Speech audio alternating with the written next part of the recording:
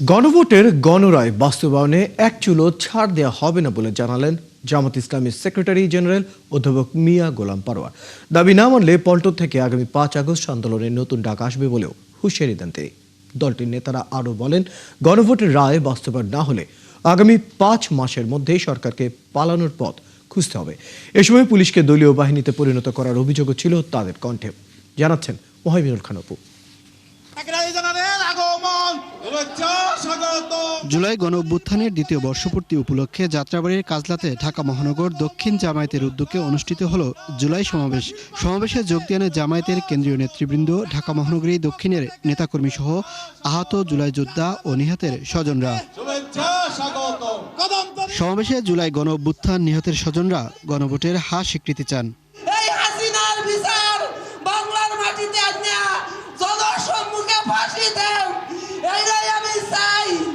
সমাবেশে যোগ দিয়ে জামায়াতের সহকারী সেক্রেটারি জেনারেলরাও বললেন, গণভোটের রায় বাস্তবায়ন নিয়ে রায় বাস্তবায়ন না হলে ৫ মাসের মধ্যে পালানোর পথ খুঁজে পাবে না বলেও হুঁশিয়ারি তাদের কণ্ঠে।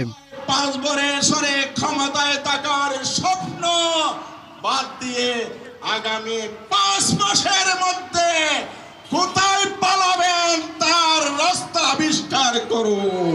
সংস্কার কমিশনের যে অধ্যাদেশগুলি জারি হয়েছে এগুলি মেনে নেন, নইলে বাংলাদেশের জনগণ এমন আন্দোলন গড়ে তুলবে যে আন্দোলনের মুখে পালানোর জায়গা পাবেন না। জুলাই সমাবেশে জামায়াতের সেক্রেটারি জেনারেল বলেন, গণভোটের গণরায় বাস্তবায়নে এক চুলও ছাড় দেওয়া হবে না। আমিরে জামাত বলেছেন, গণভোটের গণরায় কার্যকরের ক্ষেত্রে এক চুল আমরা ছাড় দেব না। ৫ তারিখে পল্টনের ঐতিহাসিক চত্বর থেকে বাংলাদেশে আবার আন্দোলনের ডাক আসবে। এই ডাককে আপনারা বিনয়ের সাথে মেনে নিয়ে আসুন, দুর্বার আন্দোলনে আমাদের গণভোটের গণরায়কে আমরা কার্যকরী করি। রক্তাক্ত জুলাইকে বিএনপি ভুলতে বসেছে বলেও আক্ষেপ করেন জামায়াতের সেক্রেটারি জেনারেল। এছাড়া সন্ধ্যায় মগবাজার জামায়াতের কেন্দ্রীয় কার্যালয়ে দেশের সংকট নিয়ে সংবাদ সম্মেলনে নেতৃবৃন্দ বলেন, বিদ্যুতের ভুতুরে বিল রোধ করতে সরকার ব্যর্থ। গ্যাস ও নিত্যপণ্য নিয়েও আছে জনদুর্ভোগ। জনজীবনের দুর্বিষহ হয়ে ওঠা এই গ্যাস সংকটকে আপনারা নিরসন করুন।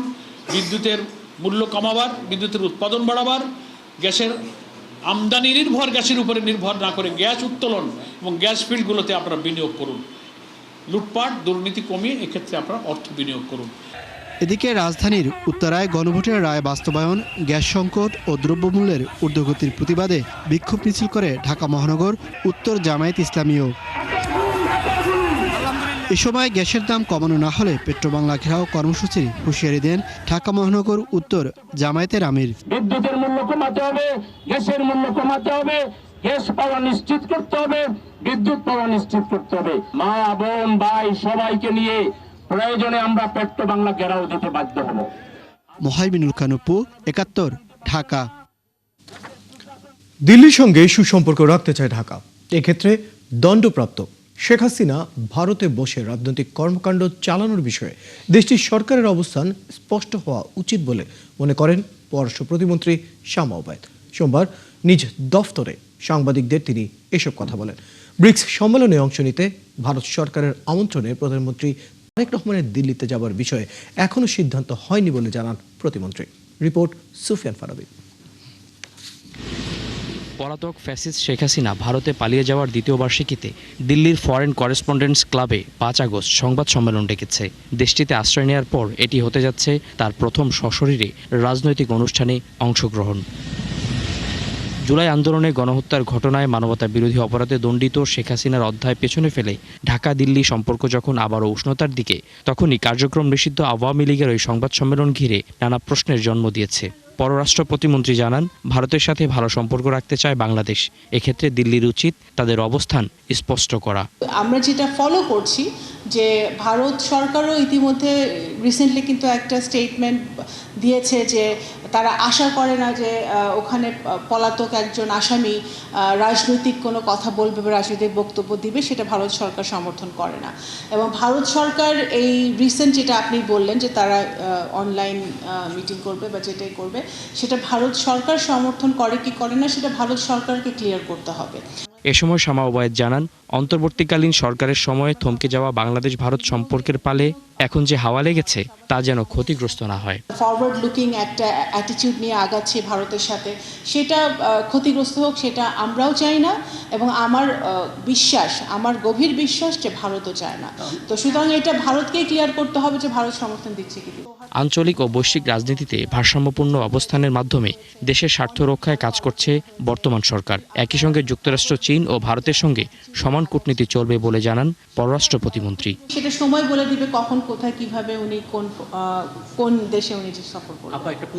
সুফিয়ান ফারাবি, ৭১, ঢাকা। নির্বাচিত হলেই 5 বছর ক্ষমতায় থাকবে এমন কোনো ম্যান্ডেট কেউ দেয়নি। সরকারকে এমন সতর্ক করলেন এনসিপির আহ্বায়ক নাহিদ ইসলাম। তার দাবি, ক্ষমতায় আসার পর গেল 5 মাসেই বিএনপির কার্যক্রম মাইনাসে। আগামীতে তা হিমশীতল পর্যায়ে পৌঁছাবে। স্বৈরাচার পতনের এক দফা নিয়ে সোমবার এনসিপির আলোচনা সভায় তিনি হুঁশিয়ারি দেন, দেশে ফিরলে শেখ হাসিনাকে বিমানবন্দর থেকে সরাসরি ফাঁসির মঞ্চে নেওয়া হবে। রাশেদ আনিসের প্রতিবেদন। স্বৈরাচার পতনের এক দফা নিয়ে এই আলোচনা সভার আয়োজন করে জাতীয় নাগরিক পার্টি। এতে উপস্থিত ছিলেন জুলাই আন্দোলনের সমন্বয়করাও। এ সময় তারা অভিযোগ করেন, গণভোটের রায় বাস্তবায়ন না করে সরকার প্রতারণা করছে। সরকার একটা সংশোধন কমিটি গঠন করেছে, জুলাই সনদ বাস্তবায়ন করবে না এই মর্মে, এবং আমরা সরাসরি বলতে পারি যে বিএনপি জুলাইয়ের বিপক্ষে গিয়েছে। যদি বিপক্ষে না যেত তাহলে সংশোধন কমিটি তারা গঠন করতো না। জনগণ তাদেরকে ভোট দিয়েছে, ভোট পেয়েছে, যে পদ্ধতির মধ্য দিয়ে হোক, তারা তো এখন সরকারে আছে, তারা দেশ পরিচালনা করুক, কিন্তু দেশটা পরিচালনা করুক গণভোটের রায়ের ভিত্তিতে। যারা ভোটার ছিল নৌকার নিরপরাধ, তাদের ভোট সব দলে গিয়েছে, কিন্তু স্থানীয়ভাবে বিএনপির প্রত্যেকটা এমপি ক্যান্ডিডেট স্থানীয়ভাবে আওয়ামী লীগের সকল নেতাদের সাথে নির্বাচনের 2-3 দিন আগে নেগোসিয়েশনের মধ্য দিয়ে তাদের ভোটগুলো আদায় করেছে। সভায় দলটির আহ্বায়ক বলেন, আওয়ামী লীগের সাথে সমঝোতা করার কোনো সুযোগ নেই। শেখ হাসিনা দেশে এলে বিমানবন্দর থেকেই ফাঁসির মঞ্চে নিয়ে যাওয়া হবে। আর যদি শেখ হাসিনা ডিসেম্বরে আসে, সেই ডিসেম্বরে আসার জন্য যে ব্যবস্থা তারেক রহমান করে দেয়, এয়ারপোর্ট থেকে সরাসরি ফাঁসির মঞ্চে, কোনো কথা হবে না। পুরো বাংলাদেশের জনগণ, 1400 শহীদ পরিবার, 30,000 আহত, লক্ষ কোটি ছাত্র জনতা সেদিন থাকবে বাংলাদেশের রাজপথে, ঢাকার রাজপথে। যদি এই পরিস্থিতি তারেক রহমান দেখতে চায়, দিল্লির সাথে সমঝোতা করে, তাহলে তাই করুক, আমরা সেটার জন্য প্রস্তুত আছি। এক দফা সম্পূর্ণ বাস্তবায়ন হয়নি অভিযোগ করে নাহিদ বলেন, দেশের কোনো পরিবর্তন হয়নি, পরিবর্তন শুধু হয়েছে ক্ষমতার। 5 মাস গিয়েছে, আর কতদিন সেটা আপনি ঠিক করবেন, আপনার কাজের মাধ্যমে, আপনার সরকারের পারফরমেন্সের মাধ্যমে। তো এখন পর্যন্ত যেটা পারফরমেন্স মাইনাসের দিকে যাচ্ছে, তো বেশি মাইনাস হলে হিমশীতল হয়ে যায়, সব কিছু কিন্তু বরফ হয়ে যাবে। তো সেইটা হওয়ার আগেই আপনাদেরকে পদক্ষেপ নিতে হবে। একসময় বিএনপি সরকারকেও জনগণের আন্দোলনের মুখোমুখি হতে হবে বলেও হুঁশিয়ারি দেন বিরোধী দলীয় চিফ হুইপ। তারা দেশের পরিবর্তনের জন্য জীবন দিয়েছিল, কাউকে ক্ষমতায় এনে বসানোর জন্য জীবন দেয় নাই। সেই পরিবর্তনকে বুঝিয়ে দিতে হবে দেশের জনগণকে। রাশেদ আনিস, ৭১, ঢাকা। জুলাই গণ অভ্যুত্থানের ২য় বর্ষপূর্তি ঘিরে কার্যক্রম নিষিদ্ধ আওয়ামী লীগ কোনো তৎপরতা চালানোর সাহস নেই বলে মন্তব্য করেছেন স্বরাষ্ট্রমন্ত্রী সালাউদ্দিন আহমেদ। সোমবার সচিবালয়ে সাংবাদিকদের প্রশ্নের জবাবে তিনি বলেন, বোমা নিয়ে আতঙ্কিত হবার কিছু নেই। দুবাইয়ে সাবেক আইজিপি বেনজির আহমেদের জামিন বাতিলের চেষ্টা করছে সরকার, তবে তার সন্দেহ বেনজিরের অন্য দেশের পাসপোর্ট থাকতে পারে। শারমিনের রিপোর্ট। জুলাই অভ্যুত্থানের 2 বছর পূর্ণ হতে যাচ্ছে আগামী 5 আগস্ট। এমন বাস্তবতায় দিনটিকে ঘিরে নিরাপত্তার কোনো শঙ্কা আছে কিনা সোমবার সচিবালয়ে স্বরাষ্ট্রমন্ত্রীকে পেয়ে জানতে চান সাংবাদিকরা। এর জবাব দেন সালাউদ্দিন আহমেদ। আওয়ামী লীগের এত মরদ আছে বলে তো আমার মনে হয় না। একে তো নিষিদ্ধ ঘোষিত দল, মাফিয়া শক্তি, তারা মাঝে মধ্যে বিদেশ থেকে উকিঝুঁকি দিচ্ছে, এর বেশি তৎপরতা তো দেখি না। সম্প্রতি বিভিন্ন স্থানে বোমা কিংবা বোমা সদৃশ বস্তু পাওয়া প্রসঙ্গে তিনি বলেন, একাধিক জায়গায় বোমা উদ্ধারে কোনো যোগসূত্র আছে কিনা তা খতিয়ে দেখা হচ্ছে। তবে এতে শঙ্কিত হবার কিছু নেই আশ্বস্ত করেন মন্ত্রী। বলেন, সরকার সতর্ক। যদি আমরা তুলনামূলক বিবরণী দেই একই সময়ে এই বিষয়গুলো কীরকম হয়েছে তার তুলনায় এটা অনেকটা কম। তবে আমরা সবসময় সতর্ক আছি এবং আমাদের এই জাতীয় বিষয়গুলো যারা অ্যাড্রেস করে আছি, আমাদের উগ্রবাদী তৎপরতা বা এই জাতীয় সাম্প্রদায়িক সম্প্রীতি বিনষ্ট করার যে সমস্ত তৎপরতা, এগুলো যারা মনিটর করে, আমাদের স্পেশাল টিম আছে, তারা এই ব্যাপারে সতর্ক আছে। সাবেক আইজিপি সম্পর্কে তিনি বলেন, বেনজির আহমেদ যাতে দুবাই ছাড়তে না পারে সেই শর্তে জামিন দিয়েছে আরব আমিরাতের আদালত। তার জামিন বাতিলের জন্য কাজ করছে সরকারের নিয়োগ করা ল ফার্ম। ল ফার্মকে আমরা অনুরোধ করেছি যেন ইমিডিয়েটলি তার জামিন বাতিলের ব্যবস্থা করে। ট্রাম্পের বিশেষ দূতের সম্প্রতি সফর প্রসঙ্গে স্বরাষ্ট্রমন্ত্রী জানান, বাংলাদেশের বর্তমান সরকারের প্রতি আস্থাশীল যুক্তরাষ্ট্র। আমাদের প্রধানমন্ত্রীর নেতৃত্বের প্রতি আস্থা রেখেছেন এবং তার নেতৃত্বে বাংলাদেশে অগ্রগতি সাধিত হচ্ছে তিনি আশা প্রকাশ করেছেন। শর্মিন মীরা, ৭১, ঢাকা। সংস্কার ও জুলাই সনদ বাস্তবায়ন ইস্যুতে আলোচনায় না বসে বিরোধী দল জনগণকে বিভ্রান্ত করছে। শেখ হাসিনার মতো হুমকি ধামকি দিচ্ছে তারা, এমন মন্তব্য করেছেন স্থানীয় সরকার মন্ত্রী মির্জা ফখরুল ইসলাম আলমগীর। সোমবার জাতীয় প্রেস ক্লাবে এক আলোচনা সভায় তিনি একথা বলেন। একই অনুষ্ঠানে তথ্যমন্ত্রী জহিরুদ্দিন স্বপন বলেছেন, জুলাই সনদ কেবল সংসদেই বাস্তবায়ন সম্ভব, কিন্তু কেউ কেউ এটি রাজপথে নিয়ে যাচ্ছে। ফরহাদ ইবনে মালিকের প্রতিবেদন। 2 বছর আগে জুলাইয়ের বর্ষা বিপ্লবে ছাত্র জনতার আত্মত্যাগ, দেশের বর্তমান অবস্থা সহ নানা বিষয়ে জাতীয় প্রেস ক্লাবে আলোচনা সভার আয়োজন করে ঢাকা সাংবাদিক ইউনিয়ন এবং বাংলাদেশ ফেডারেল সাংবাদিক ইউনিয়নের একাংশ। জুলাই গণঅভ্যুত্থানের দ্বিতীয় বর্ষপূর্তি শীর্ষক সভায় তথ্যমন্ত্রী বলেন, জুলাই সনদ কেবল সংসদেই বাস্তবায়ন সম্ভব, কিন্তু প্রাণবন্ত সংসদকে গুরুত্ব না দিয়ে অনেকেই একে সংসদের বাইরে নিয়ে যাচ্ছে। জুলাই সনদের প্রত্যেকটি অক্ষরকে আমাদের সরকার বাস্তবায়ন করতে চায়। পার্লামেন্টে আমাদের সংসদ নেতা, আমাদের দলের মহাসচিব সহ সব নেতারা বারবার এই কথা আমরা বলেছি এবং এই সকল কিছুই করতে হবে জনগণের নির্বাচিত পার্লামেন্টের মাধ্যমে। এর বাইরে এই লক্ষ্য অর্জন করার আর কোনো সাংবিধানিক নিয়মতান্ত্রিক কোনো মঞ্চ আমাদের কাছে নাই। এ সময় স্থানীয় সরকার মন্ত্রী বলেন, জুলাই সনদ বাস্তবায়ন ইস্যুতে বিএনপির অবস্থান নিয়ে জনগণকে ভুল বোঝানো হচ্ছে। বলা হচ্ছে একটা মহল থেকে যে বিএনপি জুলাই সনদ পালন করছে না, এটাকে পুরোপুরিভাবে একটা ভ্রান্ত ধারণা দেওয়ার চেষ্টা হচ্ছে। এটা আমি তীব্র প্রতিবাদ জানাই, কারণ বিএনপি হচ্ছে সেই দল যারা সংস্কারের মধ্য দিয়ে কিন্তু এগিয়ে গেছে। আপনি চিন্তা করেন, এক দলের শাসন ব্যবস্থা থেকে বহুদলীয় গণতন্ত্রে নিয়ে এসছে কিন্তু দলের প্রতিষ্ঠাতা শহীদ প্রেসিডেন্ট জিয়া রহমান। বিরোধী দল এখন ফ্যাসিস্ট শেখ হাসিনার মতো হুমকি ধমকি দিচ্ছে বলেও মন্তব্য করেন তিনি। এখানে এখন আপনার শুরু হয়েছে শব্দ নিয়ে বিভেদ, ওটা সংস্কার হবে নাকি আপনার সংশোধন হবে। অলরাইট, আপনার আসুন আলোচনা করি, পার্লামেন্টে আলোচনা করি, সিদ্ধান্ত নেই, কথা বলি কোন কোন জায়গায় আলোচনা আছে। তখন যদি একমত না হয় বেরিয়ে যাবেন, আলোচনা করেন। এখন যে ভাষায় আমাদের সম্মানিত বিরোধী দলের নেতারা কথা বলছেন বাইরে, 5 বছর করতে দেব না, এটা ভাষায় কথা বলতেন আমরা আমাদের হাসিনা। বিরোধী দল যখন গেল 91-এ, একটা দিনের জন্য শান্তিতে থাকতে দেব না, আজকে এই একই ভাষায় কথা বলতে শুরু করেছেন আপনার আমাদের বিরোধী দলের নেতারা।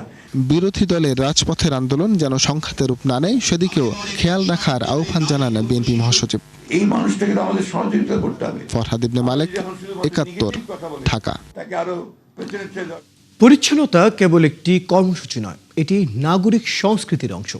রাষ্ট্র তার দায়িত্ব পালন করবে, কিন্তু সেই দায়িত্ব পূর্ণতা পাবে তখনই যখন প্রতিটি মানুষ নিজের বাড়ি, নিজের রাস্তা, নিজের শহরকে নিজের শপথ মনে করবে।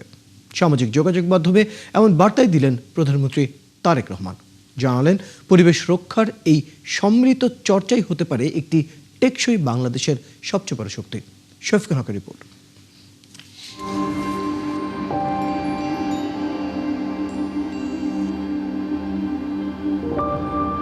তিলোত্তমা নগরী ঢাকা। যে শহরকে আমরা ভালোবাসি তাকে অবহেলাও করি সবচেয়ে বেশি। প্রতিদিনই একটি নতুন শুরুর প্রতিশ্রুতি নিয়ে শুরু হলেও থেকে যায় কিছু পুরনো অভ্যেস। একটি প্লাস্টিক, একটি ফেলে দেয়া বোতল আর হাজারো অসচেতনতার ছোট ছোট গল্প মিলেই তৈরি হয় বড় সংকট। অসচেতনতার কারণে যেখানে সেখানে আবর্জনা, দূষিত খাল, নদী, প্লাস্টিকের স্তূপ প্রতিদিনই বাড়িয়ে দিচ্ছে পরিবেশের ঝুঁকি। পরিবর্তনের শুরু হয় একজন মানুষ থেকেই, একটি ছোট কাজ থেকেই। সে বার্তাই দিলেন প্রধানমন্ত্রী তারেক রহমান। কবি তো সুন্দরভাবে লিখেছেন, সবুজ শস্য শ্যামলা আমার এই ভুবন। তা আসুন না, আমরা কেন আমাদের পরিবেশটাকে সুন্দর করতে পারবো না? সোমবার সামাজিক যোগাযোগ মাধ্যমে নিজের ভেরিফাইড ফেসবুক পেজে এক ভিডিও বার্তায় সেই পরিবর্তনের ডাক আবারও দিলেন সরকার প্রধান। চিন্তা করে দেখুন তো, আপনার ঘরে যে ঘরটিতে আপনি থাকেন, যে বাসাটিতে আপনি থাকেন, যদি চারিদিকে এমন টিস্যু ছড়িয়ে থাকতো, যদি চারিদিকে এমন আবর্জনা ছড়িয়ে থাকতো, আপনার কাছে কি ভালো লাগতো দেখতে? নিশ্চয়ই না, আমাদের কারো কথাই ভালো লাগতো না। নিজ নিজ অবস্থান থেকে পরিচ্ছন্ন ও সবুজ দেশ গড়ে তুলতে এগিয়ে আসার আহ্বান জানান প্রধানমন্ত্রী। আমরা যদি সকলে মিলে একটু সচেতন হই, আমরা যদি নিজেরা সচেতন হই, যত্রতত্র যদি আমাদের ব্যবহারকৃত আবর্জনাগুলো যদি যত্রতত্র আমরা না ফেলে দেই, আমরা যদি একটি নির্দিষ্ট জায়গায় এই আবর্জনাকে জমা করি এবং নির্দিষ্ট উপায়ে যদি এটাকে পরে ধ্বংস করি, তাহলে যেমন আমাদের পরিবেশটি ভালো থাকবে, ঠিক একইভাবে আমরা আমাদের পরিবেশটাকে সুন্দরভাবে রাখতে পারবো। প্রধানমন্ত্রী মনে করেন, পরিবেশ রক্ষার এই লড়াইয়ে সরকার পথ দেখাতে পারে, উদ্যোগ নিতে পারে, কিন্তু শেষ পর্যন্ত পরিবর্তনের সবচেয়ে বড় শক্তি নাগরিকরাই। আসুন না, আমরা যদি আজকে থেকে প্রত্যেকে সচেতন হই, আমাদের হাতের আবর্জনা বা ব্যবহারকৃত আবর্জনা যদি নির্দিষ্ট জায়গায় সুন্দরভাবে আমরা গুছিয়ে ফেলি, তাহলে ধীরে ধীরে হয়তো আমরা আমাদের এই বাংলাদেশটাকে আবর্জনা মুক্ত করতে পারবো, সুন্দর একটি পরিবেশ গড়ে তুলতে পারবো। আগামী প্রজন্মের কাছে একটি পরিচ্ছন্ন দেশ উপহার দিতে নতুন অভ্যাস নিয়ে জেগে ওঠার আহ্বান জানান প্রধানমন্ত্রী তারেক রহমান। শফিকুল হক, ৭১, ঢাকা। দেশের স্বার্থ রক্ষায় সরকার কোনো ধরনের নতজানু পররাষ্ট্রনীতি অনুসরণ করবে না। জনগণের প্রয়োজনেই পদ্মা ব্যারেজ বাস্তবায়ন করা হবে বলে জানিয়েছেন প্রধানমন্ত্রীর বিশেষ সহকারী ডক্টর সাইমন পারভেজ। আর প্রধানমন্ত্রীর অর্থ উপদেষ্টা জানান, ব্যারেজ চালু হলে অর্থনীতির গতি বেড়ে যাবে। সোমবার রাজধানীতে গোলটেবিল আলোচনায় এসব কথা বলেন তারা। মোহন ইসলামের প্রতিবেদন। পদ্মা ব্যারেজ বাস্তবায়নে শুধু নির্মাণ নয়, স্বচ্ছতা নিশ্চিতের পাশাপাশি কার্যকর পানি কূটনীতিও জরুরি। এ নিয়ে বিকেলে জাতীয় প্রেস ক্লাবে এই গোলটেবিলে যোগ দেন সরকার সংশ্লিষ্ট কয়েকজন সহ বিশেষজ্ঞরা। অনেক ধরনের পরিকল্পনা করা হয়। এ সময় প্রধানমন্ত্রীর বিশেষ সহকারী ডক্টর সাইমন পারভেজ জানান, নতজানু পররাষ্ট্রনীতি অনুসরণ করবে না সরকার। ব্যারেজের মাধ্যমে পদ্মায় পানির প্রবাহ চালু করা হবে। পদ্মা ব্যারেজ তৈরি যে ঘোষণা এবং সেটার কার্যক্রম শুরু করার মাধ্যমে এটা আমরা স্পষ্টভাবে জানিয়ে দিতে চাই যে বাংলাদেশের যে পররাষ্ট্রনীতি, সেই পররাষ্ট্রনীতি কিন্তু আর নতজানু পররাষ্ট্রনীতি হবে না। বাংলাদেশের যে পানি বিষয়ক যে আচরণ এবং পানির বন্টন বিষয়ক যে আমাদের অবস্থান, সেটা কিন্তু অন্য কোনো দেশের স্বার্থ অনুযায়ী আমরা সেই অবস্থান নিব না। আমাদের প্রধান যে প্রায়োরিটি এবং প্রধান যে বিষয়টি আমরা সবচেয়ে বেশি গুরুত্ব দিই, সেটি হচ্ছে বাংলাদেশের জনগণ, বাংলাদেশের প্রাণ এবং প্রকৃতি রক্ষার জন্য যে পদক্ষেপটি আমাদের নেওয়া উচিত, সেটি নিতে আমরা পিছপা হব না। এবং সেটার একটা বড় উদাহরণ হচ্ছে পদ্মা ব্যারেজের অতি দ্রুত আমরা পদ্মা ব্যারেজের যে এই পদক্ষেপটি এই সরকার নিয়েছে, সেটি একটি উদাহরণ বলে আমি মনে করি। এ সময় প্রধানমন্ত্রীর অর্থ উপদেষ্টা জানান, ব্যারেজটি চালু হলে অর্থনীতির প্রবৃদ্ধি বেড়ে যাবে। প্রধানমন্ত্রী নিজে অনেকগুলো ক্ষেত্রে নকশার পরিবর্তন সাধিত করেছেন এবং সেই নকশার পরিবর্তন সাধিত হয়েছে কেন? কারণ হচ্ছে যে জনগণ যেটা মনে করে, অর্থাৎ জনগণের যে চাহিদা, সেই চাহিদাকে অর্থাৎ জন আকাঙ্ক্ষাকে যে রূপান্তরিত করতে হবে, ইতিমধ্যেই যে একনেকে যেটা অনুমোদিত হয়েছে, যার ভিত্তিতে এটা কাজ করা হবে, সেটা কিন্তু আপনার একটা রূপান্তরিত নকশা যেটা অনুমোদিত হয়েছে। ব্যারেজ নির্মাণের পাশাপাশি উজানের দেশগুলোর সঙ্গে কার্যকর কূটনীতিক উদ্যোগের মাধ্যমে পানির প্রবাহ নিশ্চিত করাও জরুরি বলে মন্তব্য করেন আলোচকরা। মূলত একটা হাইড্রো হেজিমনি ধারণ করে। মোহন ইসলাম, ৭১, ঢাকা। গুম, প্রতিরোধ ও প্রতিকার আইন 2026-এর খসড়ায় নীতিগত ও চূড়ান্ত অনুমোদন দিয়েছে মন্ত্রিসভা। সোমবার সচিবালয়ে প্রধানমন্ত্রী তারেক রহমানের সভাপতিত্বে মন্ত্রিপরিষদ বিভাগের বৈঠকে এর অনুমোদন দেওয়া হয়। পরে মন্ত্রিপরিষদ বিভাগের সংবাদ বিজ্ঞপ্তিতে এই তথ্য জানানো হয়েছে। এই আইনে গুমের অপরাধের জন্য সর্বোচ্চ শাস্তি যাবজ্জীবন কারাদণ্ড এবং অর্থদণ্ডের বিধান রাখা হয়েছে।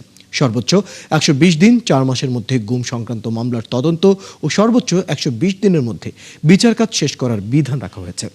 গুমের ফলে মৃত্যু হলে, মরদেহ পাওয়া গেলে অথবা 5 বছর পরও সংশ্লিষ্ট ব্যক্তিকে জীবিত বা মৃত অবস্থায় উদ্ধার করা সম্ভব না হলে মৃত্যুদণ্ড বা যাবজ্জীবন কারাদণ্ড এবং সর্বোচ্চ 1 কোটি টাকা অর্থদণ্ড আরোপের বিধান যুক্ত করা হয়েছে আইনে।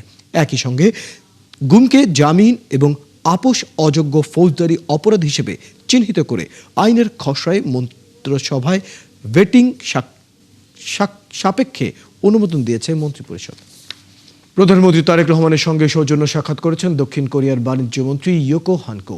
সোমবার সচিবালয় মন্ত্রিপরিষদ বিভাগে এই সাক্ষাৎকার অনুষ্ঠিত হয়। বৈঠকের শুরুতে বাংলাদেশ ও দক্ষিণ কোরিয়ার মধ্যে স্বাক্ষর হতে যাওয়া কম্প্রিহেন্সিভ ইকোনমিক পার্টনারশিপ এগ্রিমেন্টের বিষয়ে প্রধানমন্ত্রীকে জানান দক্ষিণ কোরিয়ার বাণিজ্য মন্ত্রী। তিনি বলেন, এই চুক্তি কার্যকর হলে দুই দেশের মধ্যেই দ্বিপাক্ষিক বাণিজ্য ও অর্থনৈতিক সহযোগিতা আরও সম্প্রসারিত হবে। একই সঙ্গে বাংলাদেশে দক্ষিণ কোরিয়ার বিনিয়োগ উল্লেখযোগ্যভাবে বাড়বে।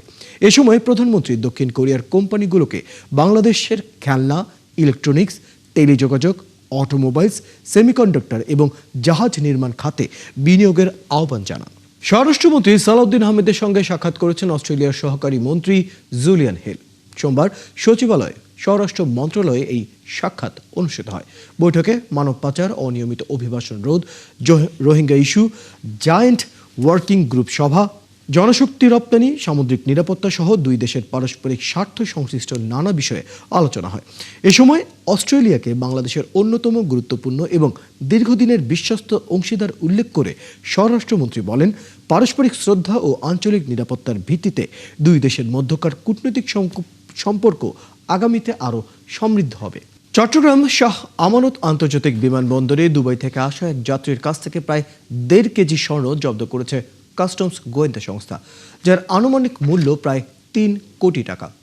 বিমানবন্দর কর্তৃপক্ষ জানায়, বিমান বাংলাদেশ এয়ারলাইন্সের দুবাই চট্টগ্রামগামী ফ্লাইট BG148 থেকে নামার পর সন্দেহভাজন এক যাত্রীর শরীর তল্লাশি করা হয়।